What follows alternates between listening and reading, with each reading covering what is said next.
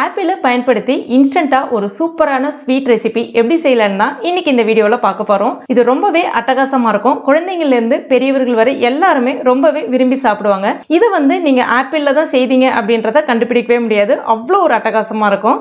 இதை இப்போ நம்ம எப்படி செய்யறதுன்னு பார்க்கலாம். வெல்கம் டு டுடே சமையல். அதுக்கு நான் இன்னைக்கு மீடியம் சைஸ்ல இருக்கக்கூடிய ஆப்பிள் இந்த சைஸ்ல ஒன்று எடுத்திருக்கேன். ஆப்பிள் கொஞ்சம் நல்லா மீடியம் சைஸா பார்த்து எடுத்துக்கங்க.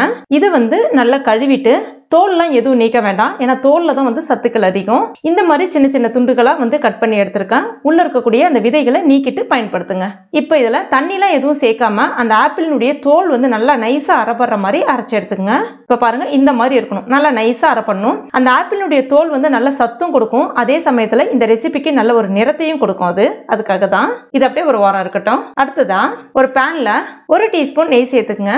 கூடவே ஒரு 10 பாதாம் பருப்பை நல்லா கட் பண்ணிட்டு எடுத்திருக்கேன். அதையும் இப்போ இது கூட சேர்த்துக்கலாம். பாதாம் பருப்பு தான் சேர்க்கணும்னு கிடையாது, முந்திரி பருப்பு கூட நீங்க தாராளமா பயன்படுத்தலாம் இதுக்கு.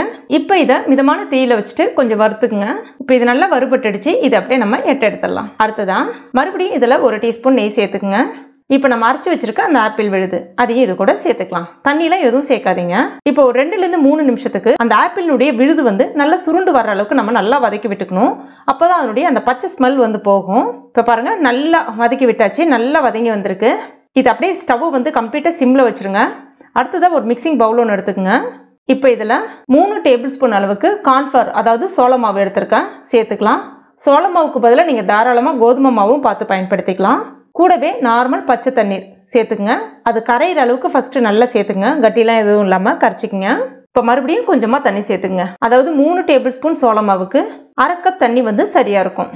நல்லா கலந்த பிறகு இது அப்படியே ஒரு வாரம் இருக்கட்டும். இப்போ பாருங்க, இந்த ஆப்பிளில் இருக்கக்கூடிய அந்த ஈரப்பதம் எல்லாமே சுருண்டு நல்லா இந்த மாதிரி வந்திருக்கும். இப்போ இந்த ஸ்டேஜில் நம்ம ரெடி பண்ணி வச்சிருக்க அந்த சோள மாவு தண்ணீரை இது கூட சேர்த்துக்கலாம். சேர்த்துட்டு கைவிடாம நல்லா கலந்து விட்டுக்கிட்டே இருங்க. நல்லா கைவிடாம கலந்து விட்டாதான் உங்களுக்கு அந்த ஒரு ஹல்வா டெக்ஸ்சர் உங்களுக்கு நல்லா வரும். இது கிட்டத்தட்ட ஒரு 3-4 நிமிஷம் நல்லா கலந்து விடணும்.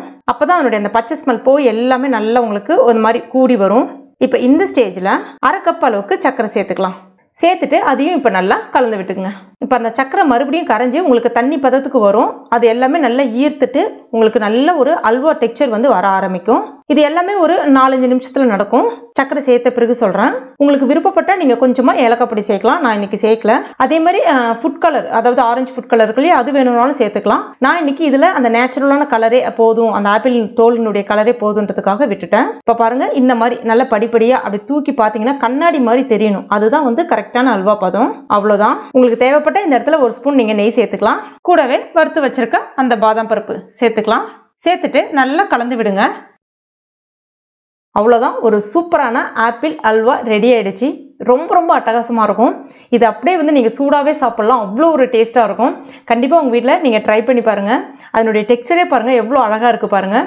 கண்டிப்பாக ட்ரை பண்ணிவிட்டு மறக்காமல் எனக்கு கமெண்ட் பண்ணுங்கள். இந்த வீடியோ பிடிச்சிருந்தா லைக் பண்ணுங்கள். உங்கள் நண்பர்கள் மற்றும் ஃபேமிலி மெம்பர்ஸ் கூடயும் மறக்காமல் ஷேர் பண்ணிக்கங்க.